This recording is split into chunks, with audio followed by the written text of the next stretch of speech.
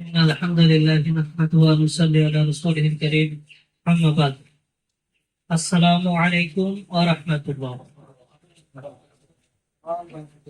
সবাই ভালো আছেন?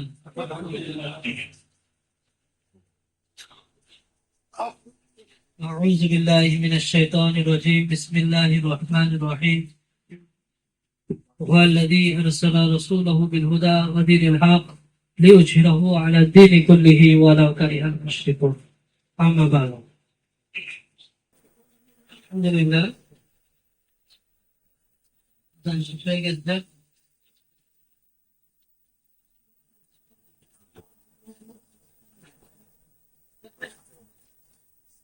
আল্লাহ তাআলা লাখো কোটি শুকরিয়া যিনি আমাদেরকে আজকের এই মাহফিলে সবাইকে একত্রিত করেছেন বলে আলহামদুলিল্লাহ। সালাতু সালাম বর্ষিত বিশ্ব মানবতার মুক্তির মহান দূত সাইয়্যিদুল মুরসালিন ফাতিমুন নবীন মুহাম্মদ সাল্লাল্লাহু আলাইহি ওয়াসাল্লামের প্রতি যার আনিত আদর্শ মানার মধ্যে রয়েছে জান্নাত এবং জাহান্নামের ফয়সালা। সকলে বলি সাল্লাল্লাহু আলাইহি ওয়াসাল্লাম।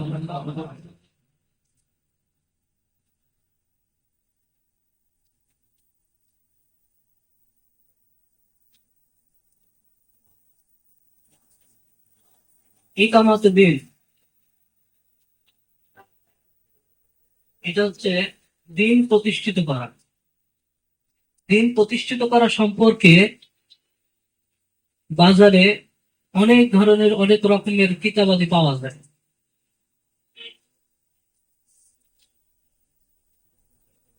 যদিও অনেক ধরনের কিতাবাদি পাওয়া যায়, কিন্তু দিন প্রতিষ্ঠা করার যে মূল পদ্ধতি, সেই মূল পদ্ধতিটা থেকে কিন্তু আমাদের অধিকাংশ মানুষই দূরে আছে। এর জন্য আমাদের দিন কায়েমের পদ্ধতিটা পড়লেও দিন কায়েমের জন্য যে কাজ করা, সেই কাজের ঘাটতির কারণে এখন পর্যন্ত কিন্তু আমরা ইকামত দিনের সুফল পাই নাই।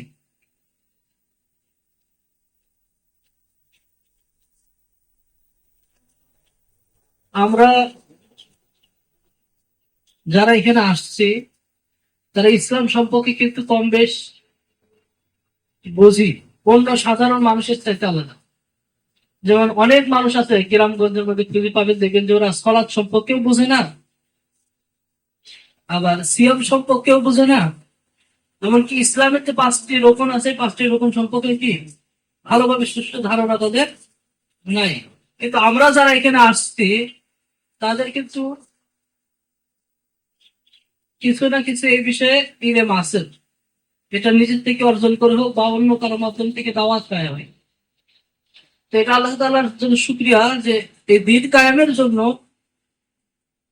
দিন কায়েম সম্পর্কে জানার জন্য যে আল্লাহ সুবহানাহু ওয়া তাআলা আমাদের সেই ইলমটা দান করছে, এবং দিন কায়েম করার জন্য আমরা যে ঐক্যবদ্ধ হচ্ছি, আল্লাহ সুবহানাহু ওয়া তাআলা আমাদের যে একত্রিত করছেন, এর জন্য শুকরিয়া আদায় করি, বলে আলহামদুলিল্লাহ। মূল সমস্যা কোথায় দিন কায়েমের জন্য? মূল সমস্যাটা হচ্ছে সিরাত। দিন কায়েমের যে পদ্ধতি, যেভাবে দিন কায়েম হবে, এই বিষয়টা কিন্তু একজন দেখিয়ে গেছেন যে কিভাবে দিন কায়েম করা সম্ভব। আসলে মানুষ যদি বুদ্ধি নেয়, কোন ব্যবসায়িক যে ব্যবসা বারবার লস করে, মানুষ কি ব্যবসা করার জন্য তার কাছে বুদ্ধি নিতে যাবে? একজন পরিবার চালাতে, একটা পরিবার 2-3 সদস্যের পরিবার চালাতে ঋণগ্রস্ত হয়ে কঠিন পরিস্থিতির মধ্যে পড়ে আছে, সেই ব্যক্তির কাছে কি পরিবার চালানোর পরামর্শ নেওয়ার জন্য কেউ যাইতে চাবে? সবাই কি খোঁজে? কে সফল হয়েছে এই কাজটা করে। অর্থাৎ ব্যবসায় যে সফল হয়েছে, ওই সফল ব্যক্তির কাছে মানুষ ব্যবসার জন্য পরামর্শ নিতে যায়। পরিবার চালানোর জন্য যে সফল হয়েছে, পরিবার চালাতে যায়, সেই ব্যক্তির কাছে মানুষ পরিবার চালানোর বুদ্ধি নেয়। কৃষিকাজে যে সফলতা পাইছে, মানুষ ওই কৃষিকাজের যে সফলতা পাইছে সফল ব্যক্তির কাছে যায় কৃষিকাজের জন্য পরামর্শ চায়। সুতরাং যে কোনো কাজ করতে হলে দেখতে হবে যে এই বিষয়টা কে সফল হয়েছে সেই বিষয়ে আমরা পরামর্শ নিই তার কাছ থেকে। যদি সেইভাবে পরামর্শ নিই তাহলে আমাদের জন্য উপকারটা কি একটু বেশি হবে। তো আমাদের সময় যদি আমরা চিন্তা করে দেখি যে দিন কায়েমের জন্য কিন্তু অনেকেই চেষ্টা করে, অনেক প্রচেষ্টা করে, কিন্তু দিন কায়েম হচ্ছে না কেন, বা আমরা আগাতে পারছি না কেন, কেন আমাদের পথে পথে বাধা। এই জিনিসটা যদি আমরা একটু ভালো করে খেয়াল করে দেখি তাহলে দেখতে পারবো যে দিন কায়েম করে যে সফল হয়েছে সেই ব্যক্তিটা ছিলেন মুহাম্মদ সাল্লাল্লাহু আলাইহি ওয়াসাল্লাম। আজ থেকে 1450 বছর আগে যখন মুশরিকদের ব্যাপক প্রভাব ছিল আরবে এবং তাদের দেবদেবীদের সকল পূজায়, মানে যতগুলো দেবদেবী আছে একটারও পূজা বাদ ছিল না, সকল পূজাই ওখানে কি অনুষ্ঠিত হতো। যখন ইসলামের তো ছিল না, ইসলামের বাইরে যত রকম জাহিলিয়াত আছে সে সকল জাহিলিয়াতে আরব পরিপূর্ণ হয়ে গেছিল। হযরত ঈসা আলাইহিস সালামের যে দিন, আল্লাহ সুবহানাহু ওয়া তাআলা ঈসা আলাইহিস সালামের মাধ্যমে যে দিনকে পাঠিয়েছিলেন সেই দিনের বিকৃতি ঘটেছিল এবং সেই দিন থেকে তারা সরে গিয়েছিল। এমন একটা পরিস্থিতিতে আল্লাহ তাআলা মুহাম্মদ সাল্লাল্লাহু আলাইহি সাল্লামকে পাঠিয়েছিলেন দেখিয়ে দেওয়ার জন্য যে এই রকম জাহিলিয়াতের মধ্যে, এরকম মূর্খতার মধ্যে যখন ইসলামের বিন্দু পরিমাণ অবস্থা নাই, সেই অবস্থাতে ইসলামকে কিভাবে দাঁড় করানো যায় এই জিনিসটা শেখানোর জন্য এবং বিশ্বের মানুষদেরকে দেখানোর জন্য তিনি আসছেন আরবে। সেই সময় কিন্তু কি শিরিক ছিল, মূর্তি পূজা ছিল, কুসংস্কার ছিল, কুফরি ছিল না? অনেক বাপ দাদার রীতিনীতি কিন্তু আরবে সেই সময় কি প্রতিষ্ঠিত ছিল, শুধু ছিল না কি প্রতিষ্ঠিত ছিল। এখন এই প্রতিষ্ঠিত বাপ দাদার যে কুসংস্কারের নীতি ছিল, এই সকল কুসংস্কারকে ধ্বংস করার জন্য, এই কুসংস্কারকে পরিবর্তন করে ইসলামের আলোয় আলোকিত একটি সমাজ গঠনের জন্য কয়জন ব্যক্তি আসছিলেন বলেন তো? তাহলে একটা সমাজ পরিবর্তনের জন্য কয়জন লোক দরকার? একজন লোক দরকার। কয়জন? একজন। তাহলে আমাদের সময়েও কিন্তু এরকম পরিবেশ তৈরি হয়ে যাবে। কারণ একটা জিনিস মাথাতে রাখতে হবে যে এই শিরিকটা জন্ম হয় কিন্তু কুফরি থেকে। কুফরির জন্ম হয় কুসংস্কার থেকে, আর কুসংস্কারের জন্ম হয় কুলসিত সমাজ থেকে। কি বুঝতে পারছেন? তাহলে শিরিক কোথায় থেকে আসে? মূল জায়গা হচ্ছে কুলসিত সমাজ। অর্থাৎ আমি আপনি যে সকল সমাজে বসবাস করি, এই সমাজটাই যদি কুলসিত হয়, এই সমাজ থেকে শিরিক, বিদআত, কুসংস্কার এবং এই সকল ভয়াবহ পাপগুলো কি হয়? জন্ম হয়। তাহলে যে জিনিসটা পরিবর্তন করার দরকার সেটা হচ্ছে কি এই সমাজ। যতদিন পর্যন্ত এই কুলসিত সমাজ পরিবর্তন না হবে ততদিন পর্যন্ত আপনি ব্যক্তিকে পরিবর্তন করতে পারবেন না। মানুষের কাছে কাছে গিয়ে যদি দাওয়াত দেন, এই দাওয়াত দিয়ে ততটুকু সফলতা অর্জন করতে পারবেন না যতটুকু সফলতা অর্জন হবে একটা সমাজ পরিবর্তন হলে। মসজিদে এলাকায় গিয়ে তাবলীগ প্রচার করে এই পরিবর্তনটা আনতে পারবেন না যতক্ষণ না এই কলুষিত সমাজটা পরিবর্তন হয়। মানুষকে তাসকিয়া নফসের জন্য, আত্মশুদ্ধির জন্য জিকির আজগার দিয়ে, তসবিহ তাহলিলের আমল দিয়ে আত্মশুদ্ধি করে সমাজকে পরিবর্তন করতে পারবেন না যতক্ষণ পর্যন্ত না ওই কলুষিত সমাজ পরিবর্তন হয়। কি বিষয়টা বুঝতে পারছেন? তাহলে আপনাকে পরিবর্তন করার চেষ্টা করতে হবে কি কলুষিত সমাজকে পরিবর্তন করার চেষ্টা করতে হবে।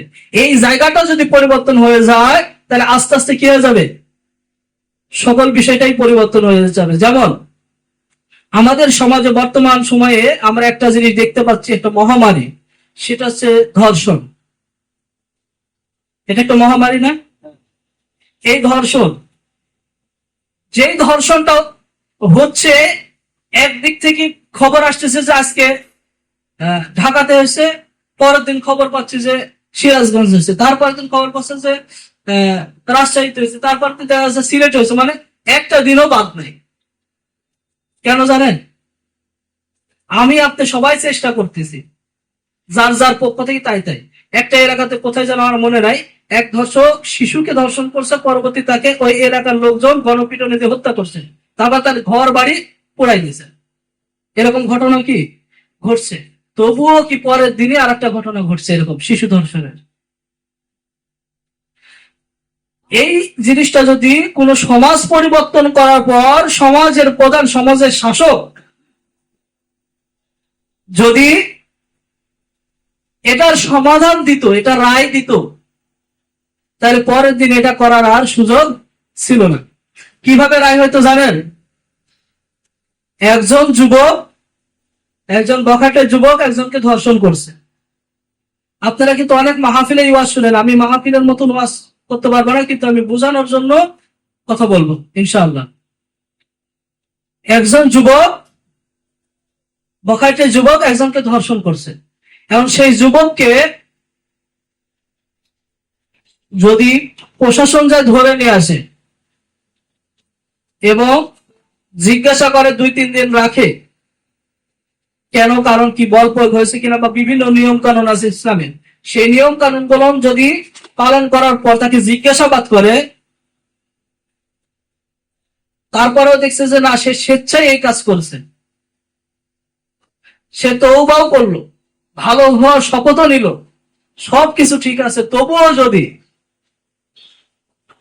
মাইকেল করে দেয় একদিন আগে যে এই অঞ্চলের একটা বড় মাঠ আছে, সেই মাঠে সবাইকে উপস্থিত থাকার জন্য একটা সময় নির্ধারণ করে দেয়, এবং সরকারের পক্ষ থেকে সেই জায়গাতে কি শক্ত শক্ত যে পাথর আছে না, সেই পাথরগুলোর কি উপস্থিত করে, যদি সেই যুবকটা কি বিবাহিত হয়, তাহলে তাকে ওই মাঠে উপস্থিত করে হাত পা শক্ত করে বাঁধতে হবে। বাঁধার পর একটু দূর থেকে কি করতে হবে, বেশি দূর না, হয়তো 2-4-5 গজ দূর থেকে কি করতে হবে, ওই পাথর, যতগুলো মানুষ ওই মাইকেল দ্বারা আসছে সবাই মিলে ওই পাথর দিয়ে ঘন নিক্ষেপ করা শুরু করবে, যতক্ষণ পর্যন্ত তার মৃত্যু না ঘটে ততক্ষণ পর্যন্ত এই জিনিসটা চলতে থাকবে। আর এই বিষয়টা হচ্ছে ভিডিও হবে। কি বুঝতে পারছেন? পরের দিন যদি এই ঘটনা ঘটে, আবারও একই কাজ। এইভাবে যদি কিছুটা সময় চলতে থাকে, তাহলে দেখবেন যে এই বিষয়টা কি হয়ে গেছে, বন্ধ হয়েছে।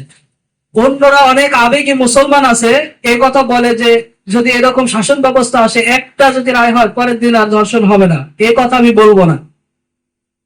কেন বলবো না? আল্লাহ রসুল সাল্লাল্লাহু আলাইহি সাল্লাম যখন মদিনাতে শাসন ব্যবস্থা কায়েম করছিলেন, তখন এই বিধানগুলো শিখাইছিলেন আমাদেরকে। তাহলে সেই সময় ভালো লোকরা ছিল, এরকম অন্যায় কাজ হয়েছে, তারপরেও তাদেরকে কি করেছে, আল্লাহ রসুল শাস্তি দিয়েছেন। তা আমরা কিন্তু কয়েকজন সাহাবীর কাহিনীও জানি যে একজন ব্যক্তি আল্লাহ রসুলের কাছে এসে বললো, বারবার স্বীকার করলো যে ইয়া রাসূলুল্লাহ, আমি ধর্ষণ করছি। আল্লাহ রসুল এদিকে গুরুত্ব দিল না, বলল আমি জেনা করছি, গুরুত্ব দিল না।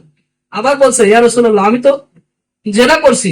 আল্লাহ রসুল এদিকে তাকাইলো না, বলছে ইয়া রাসূলুল্লাহ, আমি তো জেনা করছি। তখন আল্লাহ রসুল সাল্লাল্লাহু আলাইহি ওয়াসাল্লাম এই বিষয়টা তদারকি নিয়ে দেখলেন যে না, ওনার স্বীকারোক্তি শুরু হয়ে গেছে।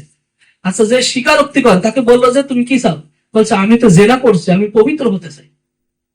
পরবর্তী তাকে আল্লাহ রসুল কি নির্দেশ দিয়েছিলেন বলেন তো?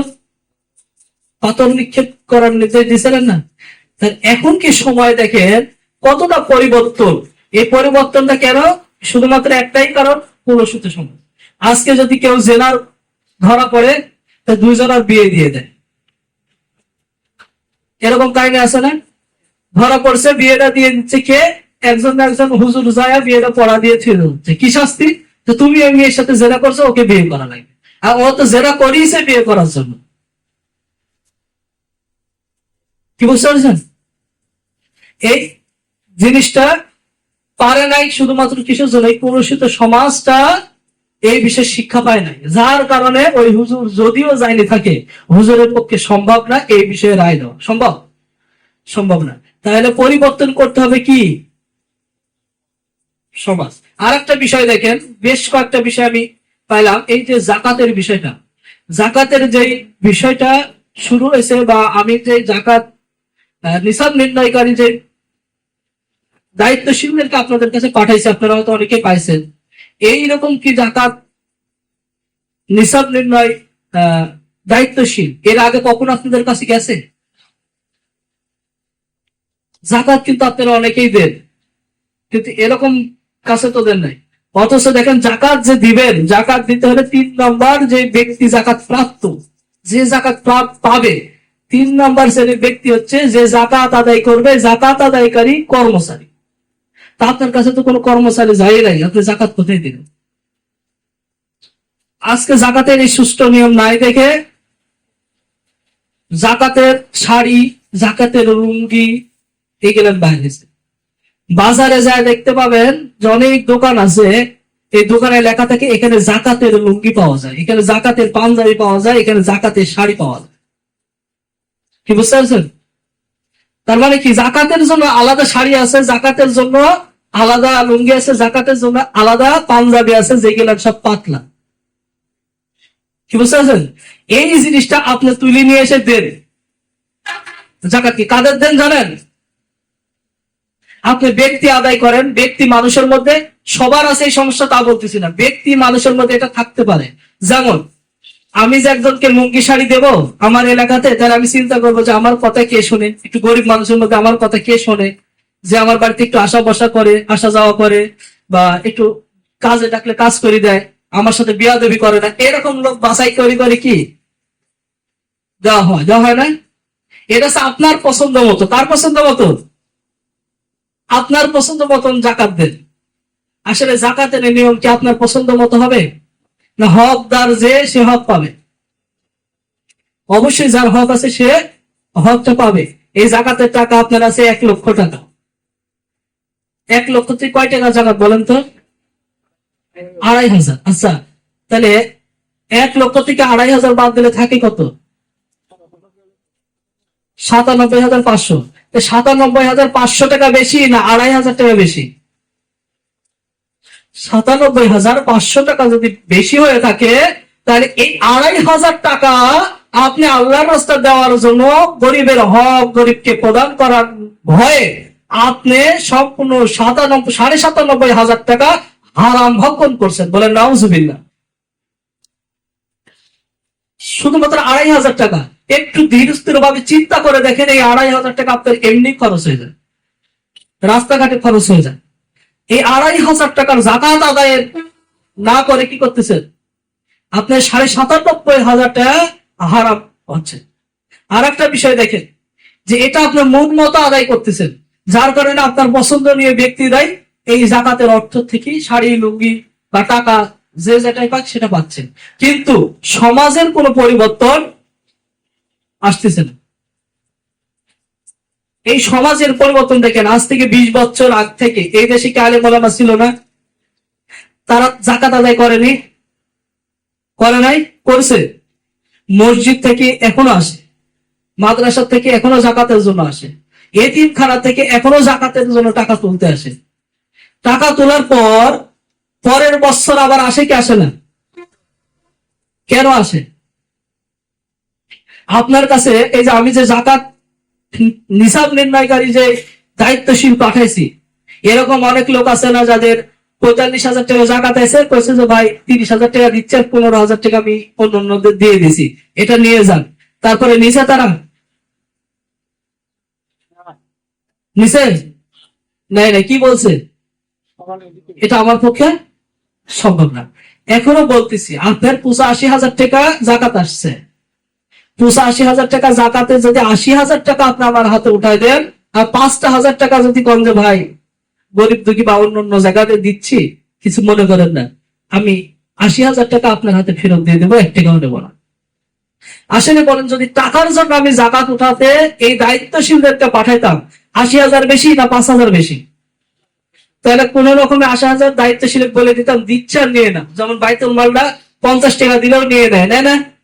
তাহলে কোন রকম বলে দিতাম যে 80,000 টাকা, আচ্ছা 5,000 টাকা তো হয়ে যাবে নি, একটা লাইসেন্স দিয়ে দাও, 5,000 টাকা এটা আল্লাহর রাস্তাতে হয়ে গেছে, 80,000 টাকা আমার হাতে দাও। এরকম কিছু কথা হয়েছে? হয় নাই। তার মানে কি, এই এখতিয়ার জাকাতের নিসাব নির্ণয়ের দায়িত্বশীলদের নাই, এই এখতিয়ার তারা পায় নাই, কারণ তাদের আমিরের এই এখতিয়ার নাই। আর এই এখতিয়ার আমির দেয় নাই, কারণ ওই আমিরও এই এখতিয়ার পায় নাই। কি বুঝতে পারছেন? সুতরাং যে জাকাত উঠানো হচ্ছে, এটা আপনার কাফেলার খরচের জন্য উদ্দেশ্য করে উঠানো হচ্ছে এমনটা না, বরঞ্চ আপনাদের সংশোধনের জন্য, আপনাদেরকে পবিত্র করার জন্য এই অর্থ উঠানো হচ্ছে। আল্লাহ রসুল সাল্লাল্লাহু আলাইহি ওয়াসাল্লামের সময় যে সকল লোক জাকাত দিছিলেন, হযরত আবু বকর রাদিয়াল্লাহু আনহুর সময় এর মধ্যে কিছু লোক জাকাত দিতে অস্বীকার করেছিল বিভিন্ন পদ্ধতিতে। একজন মুসলমান সাল্লাল্লাহু আলাইহি ওয়াসাল্লামের সময় যে জাকাত দিত, যে ছাগল দিত, ছাগলের সেই রশির একটি রশি দিতেও যদি আমাকে অস্বীকার করে বা না দেয়, আমি তার বিরুদ্ধে যুদ্ধ ঘোষণা করব। এখন যাদের কাছে জাকাত নির্ণয়ের দায়িত্বশীলরা গেছে, তারা যদি এখন এখানে জাকাত না দেয়, তাহলে তারা কি আপনাদের ভাই থাকবে? থাকবে? তারা কি জাকাত অস্বীকারীর সামিল হবে। কি বুঝতে পারছেন? এই কারণে যেহেতু এটা আমার জন্য করতেছে না, এটা কাফেলার জন্য এককভাবে করতেছে না, তাহলে এখানে আমাদেরকে এই গত বছর তো করা হয় নাই। গত বছর যারা ছিলেন, যারা জাকাত দিয়েছেন, তারা তো হয়তো জানেন গত বছর কি এভাবে কি জাকাত নিয়েছিলাম আমি, তাহলে এইভাবে নিলাম কেন আজকে এই বছরে? তার মানে এই বিষয়ে কোনো নির্দেশনা আছে। তাহলে আপনাদেরকে যেইভাবে নির্দেশনা দেওয়া হয়েছে সেইভাবেই কাজ করতে হবে। এটা দুইটা বিষয় আসবে। এক নম্বর বিষয়, আপনি কলুষিত সমাজের মধ্যে কি হয়ে গেছেন, পরিবেষ্টিত হয়ে গেছেন, সেখান থেকে বাইর হয়ে আসতে পারছেন কেন? যে আমার সমাজের লোকরা কি বলবেন এদেরকে যদি জাকাতের টাকা না দেই, আমার তো সম্মান যাবেনি, মান সম্মান যাবেনি। এই সমাজের লোকদের কথা চিন্তা করে দেখেন, ফজরের সালাত আদায় করেছেন কিনা এটা কেউ জিজ্ঞেস করে না, জোহরের সালাত আদায় করেছেন কিনা এ কথা কেউ জিজ্ঞেস করে না। শুধু জানাজার সালাতে যদি আপনি উপস্থিত না হন, বলবে যে সি সি সি, এই মানুষটা মারা গেছে, এই মানুষটা জানাজা তো সে আসলো না। আসলে বলেন তো, আপনার জন্য ফরজ কোনটা ছিল, ফরজ আইন কোনটা ছিল? ফজরের সালাত, জোহরের সালাত আদায় ফরজ আইন ছিল, নাকি জানাজার সালাত? আপনি ফজর সালাত পড়েন না, এর জন্য কি গ্রামের লোক, আপনার সমাজের লোককে আপনাকে সিসাকারে নিন্দা দিছে? জানাজার যাবেন না, আপনি রাস্তার পাশে বসে থাকবেন, কেন বসে থাকেন না? আপনি যদি এরকম ভয় করতে থাকেন, তাহলে চিন্তা করে দেখেন এই ভয়টা কিসের ভয় আসতেছে। সমাজের যদি ভয় করেন, তাহলে সমাজ আলাদা কোনো শক্তি কিনা? সমাজ আলাদা একটা শক্তি, যেটা আপনার রবের রুবুবিয়াতের পাশাপাশি দাঁড় হতে চায়। কি বুঝতে পারছেন তো? আর একটা কথা আমি বলি, আপনার বাবা মারা গেছে, আইসি সমাজের লোক বলবে সারা জীবনই তো তোমাদেরকে ইনকাম করে খাওয়াইছে, বেচারা একবারই চলে গেল, তার জন্য কি তোমার দুইটা পয়সা হয় না?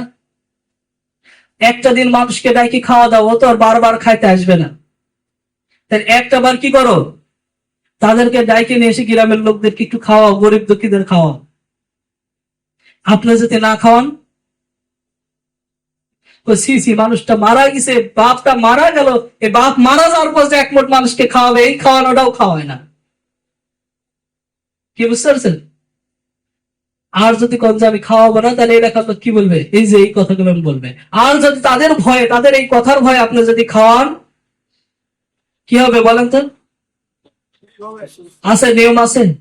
না থাকলে কি, তাহলে আপনি এমন একটা নিয়মকে গ্রহণ করলেন যা আপনার আল্লাহ প্রদত্ত ভাবে আসে নাই, রাসূলুল্লাহ সাল্লাল্লাহু আলাইহি ওয়াসাল্লামের প্রদর্শিত হিসেবে এই বিষয়টা কি আসে নাই।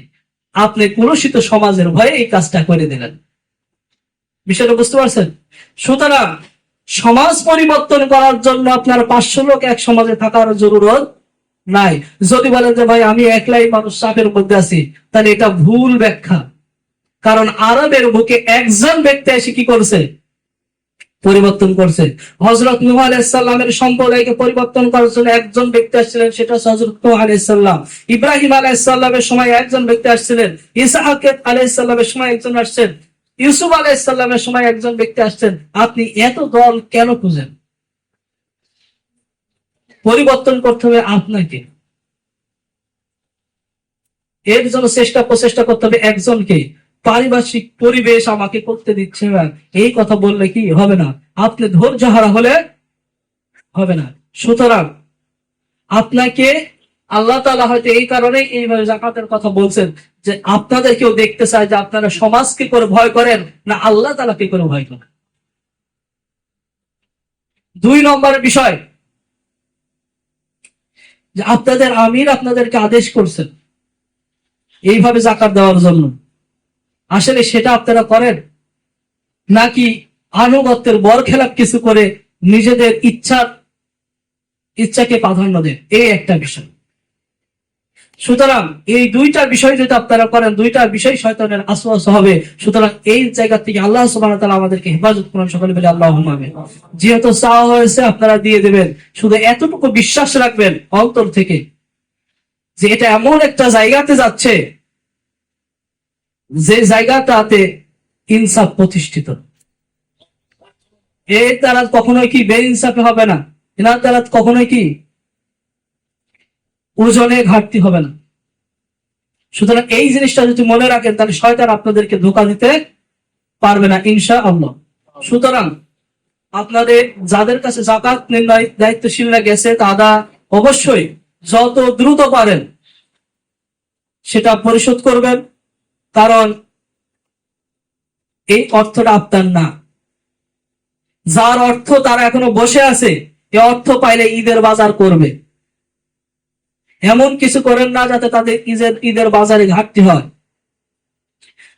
কুরবানির ঈদ আসলে তারা গরুর গোশত কিনে গরুর গোশত ফ্রি পায়, রোজার ঈদে তাদের গরুর গোশত ফ্রি দেওয়ার কেউ নাই, ছাগলের গোশত ফ্রি দেওয়ার মতন কেউ নাই।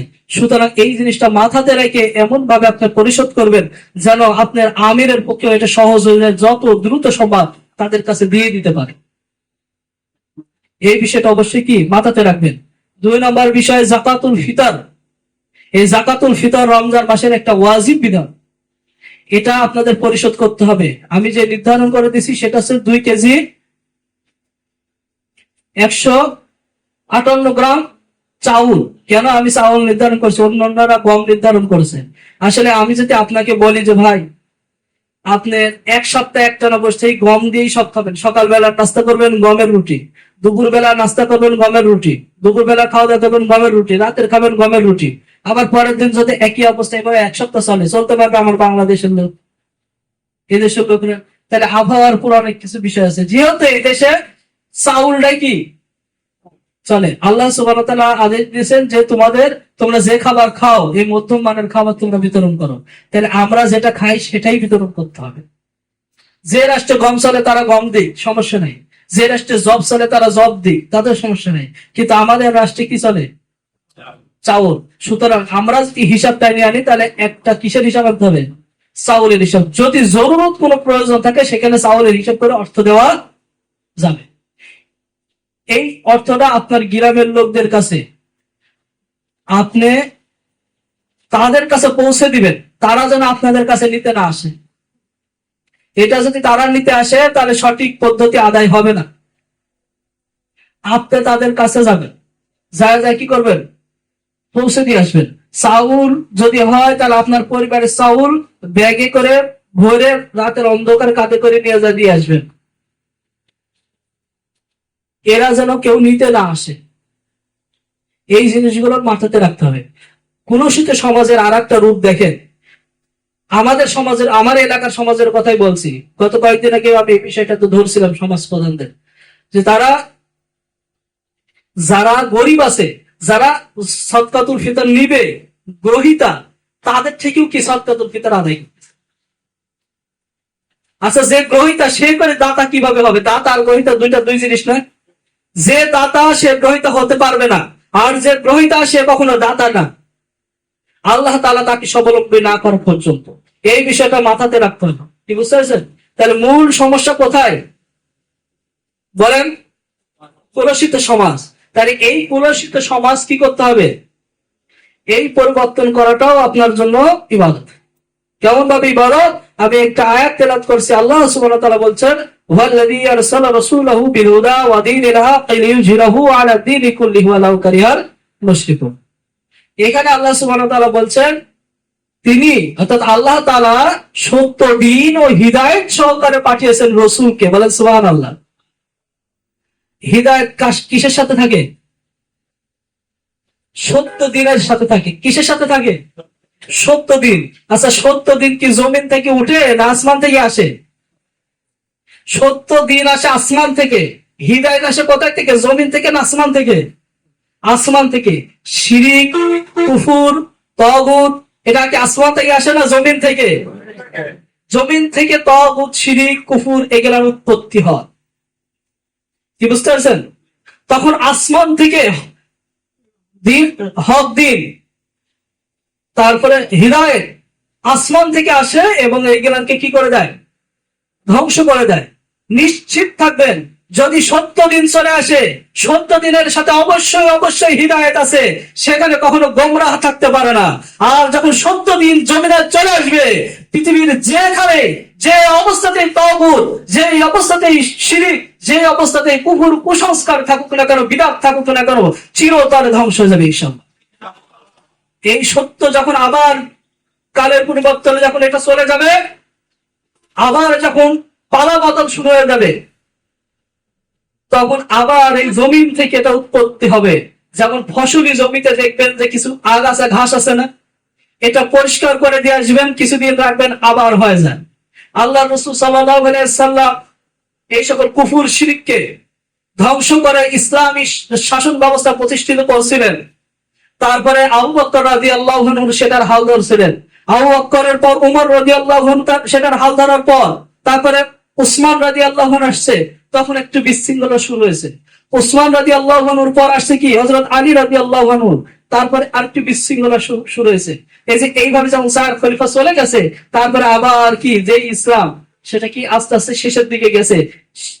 উমাইয়া, আব্বাসি, ফাতেমি, উসমান এই খেলাফত গুলানের সময় শুধুই ছিল শাসন ব্যবস্থা। শাসকরা যারা আমির উমরা ছিল, যারা বাদশাহ ছিল, তারাও নারী লোভী ছিল, নেশাগ্রস্ত ছিল। এরকম অনেক শাসকের জীবনে পাওয়া যায়। শুধুমাত্র শাসক ব্যবস্থা করতো কি? ইসলাম।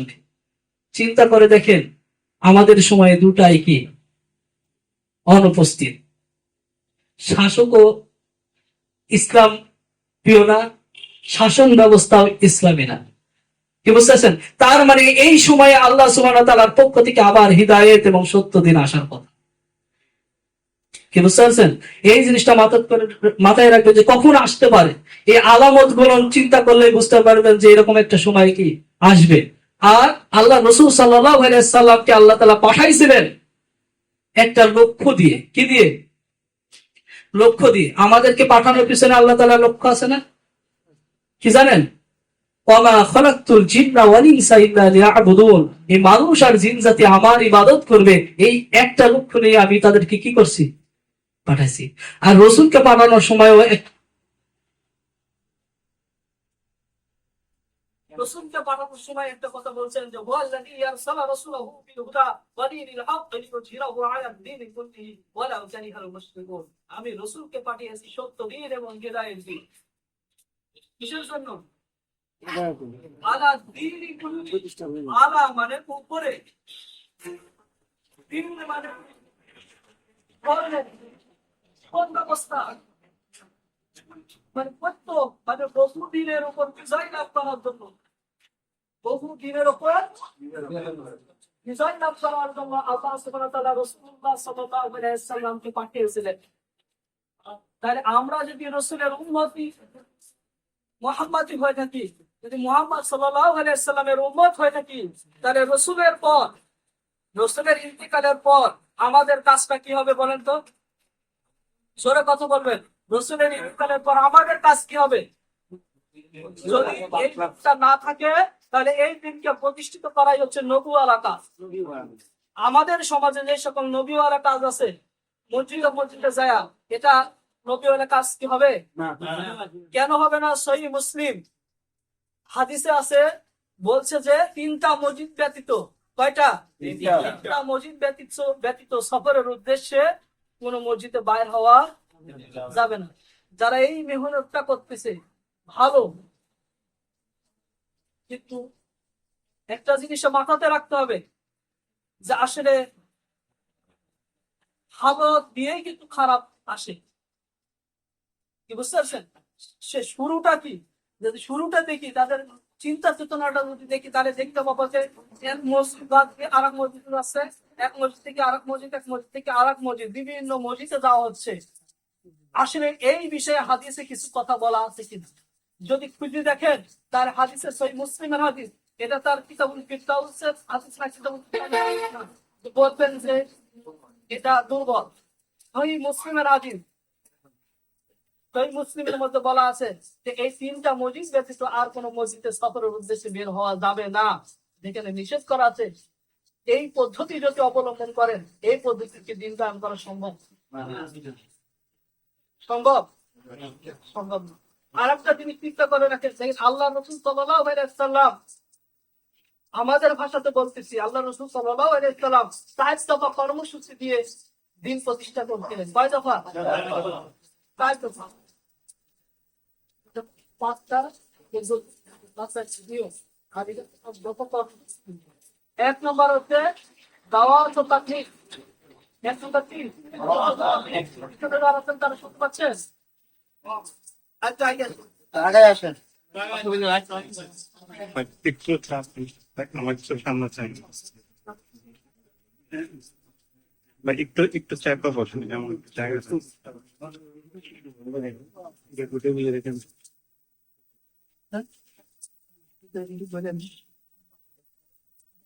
বসেন, যেহেতু সময় কম, আমি সংক্ষেপে 5 দফা কর্মসূচি বলে দিয়ে যাচ্ছি। হ্যাঁ, 1 নম্বর সেটা ছিল হচ্ছে যে দাওয়াত ও তাবলীগ।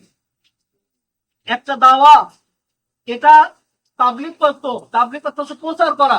দাওয়াটা কি ছিল? লা ইলাহা ইল্লাল্লাহ ওয়া মুহাম্মাদুর রাসূলুল্লাহ, আল্লাহ ছাড়া সত্য কোনো ইলাহ নাই, মুহাম্মদ আল্লাহর রাসূল। এইটার দাওয়া প্রচার করতো। এই দাওয়াটাই প্রচার করার নাম কি ছিল? তাবলীগ। তাহলে 1 নম্বর কর্মসূচি ছিল দাওয়াত ও তাবলীগ। 2 নম্বর ছিল কি? তালিম ও ইলম। বুঝতে পারছেন? অর্থাৎ এই যে যারা তাবলীগ করার কারণে যারা দাওয়াত করতেছে, দাওয়াত গ্রহণ করতে, তাদেরকে নিয়ে কি করতেন? তালিম করতেন, তাদেরকে জ্ঞান দিতেন। আমাদের সমাজে একটা কথা আছে যে যে বাতি আছে না, বাতিতে যদি কেরোসিন না দেন, এটা অনেক আগে ব্যবহার করতো, বাতিতে যদি কেরোসিন না দেন, তাহলে শুধু সলতি দিয়ে কতক্ষণ জ্বলতে পারে বলেন তো? অল্প সময়। যদি সলতি পুড়ে জ্বলে, তাহলে একসময় আপনার সলতি নিঃশেষে যাবে, বাতি নিভে যাবে, আবার নতুন সলতি ছাড়া আর কোনো উপায় থাকবে না। এ কারণে বাতিতে কি করা লাগে? তেল দেওয়া লাগবে। যদি তেল দেন, তাহলে এই বাতিটা কি করবে? জ্বলবে, আলো দিবে। এ কারণে যাদের কাছে দাওয়াতটা পৌঁছা দিবেন, যাদের কাছে দাওয়াতের তাবলীগ করবেন, তাদেরকে নিয়ে তালিমের ব্যবস্থা করবেন, যেন তারা প্রকৃত দিনকে শেখা করতে পারে। যখন তাদের মধ্যে এই ইলমটা চলে আসবে, তখন সে বুঝতে পারবে। আমাকে একজন কথা বলছিল যে ভাই, এই তালিমের সাথে জিহাদের ইদাতটা বেশি ফরজ। আমি বলছিলাম যে না, ইদাতটা না, আগে আছে কি কিতাবের তালিমটা জরুরি। যদি কিতাবের তালিম না থাকে, ওই বন্দুকের তালিম নিয়ে কোথায় মারতে হবে, বন্দুকের বুলেটটা আপনি জানবেন না, শেষে আমিরের বুকে এলেন, ও তো জানবে না। এই কারণে অল্পতেই বিদ্রোহ শুরু হয়ে যায়। এক জায়গায় আমির পাঠাবে, যা 2 ভাই মিলে দ্বন্দ্ব বাধায়, মত পার্থক্য দেখে আবার ঘুরে চলে আসবে, আচ্ছা আর এক বিশৃঙ্খলা বাধা দিতে পারে। তাহলে আগে দরকার জায়গাটা কোথায়, তীরটা কোথায় নিক্ষেপ করা লাগবে, এই বিষয়ে ইলম অর্জন করা দরকার আছে না নাই? এ কারণে তাদের কাছে দাওয়াত দিবেন, তাবলীগ পৌঁছাবেন, প্রচারটা করবেন, তাদেরকে দাওয়াত দেওয়ার পর তাদেরকে তালিম করতে হবে, তাদেরকে প্রকৃত দিনের বুঝটা দিতে হবে। 3 নম্বর বিষয়, এবার যাদেরকে এই জ্ঞানটা দিচ্ছে, এদেরকে এমন জ্ঞান দিতে হবে, আত্ম উন্নয়নমূলক জ্ঞান, যাকে বলে তাজকিয়াতুন নফস। বা আত্মশুদ্ধি। বুঝতে পারছেন? চতুর্থ নম্বর বিষয়, যখন আপনার দাওয়াত ও তাবলীগ হলো, দাওয়াত ও তাবলীগ চলতেছে, তারপরে তালিম ও ইলম চলতেছে, তাজকিয়াতুন নফস চলতেছে, তখন বাধা যখন সৃষ্টি হবে তখন কি তালফি? এটা কে করছে? আল্লাহ রাসূল সাল্লাল্লাহু আলাইহি ওয়াসাল্লাম করতেন। যখন এই তিনটা কাজ করতে যায় বাধা পাইছে তখনই কি তালফি সাবিলিল্লাহ। বুঝতে পারছেন তো? এখন আমরা যদি ইকামত দিন করতে চাই বা দিন প্রতিষ্ঠা করতে চাই, এই চারটা জিনিস একসাথে প্রয়োজন কিনা? এখন যারা শুধু দাওয়াত ও তাবলীগ নিয়ে আছে তারা বাকি তিনটা বাদ দিচ্ছে। যারা তালিমে ইলম বা মাদ্রাসা নিয়ে বসে আছে তারা বাকি তিনটা বাদ দিচ্ছে। যারা তাজকিয়াতুন নফস শুধু জিকিরের মাধ্যমে আত্মশুদ্ধির কাজ নিয়ে বসে আছে তারা তিনটা বাদ দিচ্ছে। যারা জিহাদ ফি সাবিলিল্লাহ করে ইসলামের বিজয় আনতে চাচ্ছে তারা বাকি তিনটা বাদ দিচ্ছে। তাহলে কয়টা দরকার একসাথে? চারটা দরকার। ঘাটতি পড়লে আর এই পদ্ধতিটা অবলম্বন করছেন কে? তাহলে যদি সফল হয়েছে কিনা এটা দেখতে হবে। আসলে বলেন তো সফল হয়েছে কিনা? উনি সফল হয়েছে দেখে আপনার মাথাতে আজকে টুপি আর দাড়ি। যদি সফল না হতো তাহলে আমরা দাড়ি টুপি না। এই জায়গাতে ইসলাম প্রচার করে এতটা ভয়াবহ ছিল, কয়েকবার ঘুরে গেছে সাহাবীরা। বুঝতে পারছেন? এমনকি যুদ্ধ করে বিজয় আনার মতো জায়গা এটা না। এরকম রিপোর্ট দিছে ওমর ইবনে খাত্তাব রাদিয়াল্লাহু আনহু যা বলতে, ওখানে যারা যুদ্ধ করবে হিন্দুস্তানে প্রবেশ করতে করতে ওষুধপত্র শেষ হয়ে যায়। এরকম একটা কঠিন জায়গা। বুঝতে পারছেন তো? তো সুতরাং এরকম একটা জায়গাতে এখন আমাদের যে বিষয়টা, আমরা আসছি, আমরা টুপি মাথা দিতে পারি, দাড়ি রাখছি, সে যেরকমই ইসলাম পালন করতেছি, আমরা মুসলমান বলতে পারি। কিসের জন্য? আল্লাহ রসুল সফল হয়েছিলেন দেখে কিন্তু আমরা এই বিষয়টা বলতে পারি। তো যে ব্যক্তি সফল হয়েছে সেই সফলতা নিয়েই কিন্তু আমাদের জীবনটা সফল হবে। আর সেটাই আছে সিরাত। এই সিরাত অনুযায়ী আমাদেরকে কি ইকামতে দিনের কাজ করতে হবে। যদি আমরা না পারি তাহলে আমাদের পক্ষে দিন প্রতিষ্ঠা করা সম্ভব না। আজকে দেখেন, আমি দেখলাম যে রাস্তা দিয়ে আসতেছি, দেখলাম যে ইসরায়েলের বিরুদ্ধে মিছিল মিটিং করতেছে। এই মিছিল করে রাস্তার মধ্যে, যে বাজারের মধ্যে, শহরের মধ্যে মিছিল করলে কয়েকটা লস আছে। এই ইসরায়েলের একটু লস নয়, বরং ইসরায়েল হাসবে আরো। এই বাংলাদেশের লোক জন দুর্ভোগে পড়বে, 1 নম্বর লস। 2 নম্বর লস, যদি মিছিলের মধ্যে কি সবজির টাক আটকা পড়ে যায় তাহলে পরের দিন ঢাকাতে সবজির দাম বাড়ে যাবে, যাবে না? তাহলে এই চাঁদাটা, এই হিসাবটা আমার আপনার ঘাড়ে পরের দিন ওই খাদ্য মন্ত্রণালয় থেকে দিয়ে দেওয়া হবে, কারণ ঋণগ্রস্ত হয়ে যাচ্ছে। যদি সবজির দাম যদি 30 টাকা কেজি থাকে আলু, তাহলে পরের দিন দেখবেন 35 টাকা কেজি হয়ে গেছে, কারণ ওইটা ঢাকাতে পৌঁছতে পারে নাই, আমাদের ভাইয়েরা আন্দোলন করে এদের সামনে ঠেকাইছে। তাহলে লসটা কে খাইলো? আমরা খাইলাম। আবার এই যে ঘন্টার পর ঘন্টা জ্যামে দাঁড়া থাকা লাগবে। ঢাকাতে যদি একবার মিছিল বাড়ায় তাহলে বুঝতে পারছেন যে কি অবস্থা। ঢাকাতে সুস্থ মানুষ গেলে অসুস্থ হয়ে বাইরে হয়ে আসে। তাহলে ওখানে যদি এই বাইতুল মোকাররমার আশপাশ ঘেরাও করা হয় তাহলে পরে ওই লোক যে যায় রাস্তার যানবাহনে চলে যায়, সে কি তার জন্য দোয়া করতে করতে যায়? তার মানে ইসরায়েলের বিরুদ্ধে আমরা মিছিল করি, মিটিং করি, এতে কোনো ফায়দা আমাদের নাই এবং ইসরায়েলেরও কোনো ক্ষতি নেই। এটা না করে যদি যারা করতেছে, ব্যক্তি জামাত ইসলাম করতেছে, হেফাজত ইসলাম বা অন্যান্য দলরা করতেছে, সবারই কিন্তু বড় সংগঠন, যদি 1000 করে যুবক পাঠাই দিত, একটু ইদাত দিয়ে, তালিম তরবিয়ত দিয়ে যদি 1000 জনকে পাঠাই দিত না, তাহলে দেখতে পাচ্ছেন যে ইসরায়েলের ঘুম হারাম হয়ে যেত। পরের দিন আর ইসরায়েল বাংলাদেশেও মিছিল করতে দিতে চাইতে পারে। এই যে ইসরায়েলের বিরুদ্ধে এতগুলো মিছিল হচ্ছে বাংলাদেশে, ইসরায়েল কিছু বলতেছে? আপনি পাঠাই দিয়ে দেখেন যদি পারেন, তারপর দেখেন ইসরায়েল কি করে। শত্রুপক্ষ যদি কিছু না বলে চুপচাপ থাকে তাহলে জানতে পারবেন আপনি যতই তাকে কি করেন, মানে ঢাকা দেওয়ার চেষ্টা করেন, বুঝলেন যে ভাবতেছে না। শত্রু এমন একটা জিনিস, মুসলিমদের বিরুদ্ধে এমন একটা ঐক্য তাদের, শুধুমাত্র একটা কাজ পাইলে, যে তাদের স্বার্থে আঘাত লাগছে এরকম কিছু পাইলে মুসলিমদের বিপক্ষ হতে যাবে। হিন্দু, বৌদ্ধ, খ্রিস্টান ঐক্য পরিষদ গঠন করতে যাবে। বুঝতে পারছেন তো? তার মানে এই কথা আমি বলতেছি না, এই কথা আল্লাহ রসুল বলছে। আল্লাহ তাআলা বলছে। কে বলছে? আল্লাহ তাআলা বলছেন, হুয়াল্লাযী আরসালা রাসূলাহু বিল হুদা ওয়া দীনিল হাক্ক লিইয়ুযহিরাহু আলা দ্বীনি কুল্লিহি।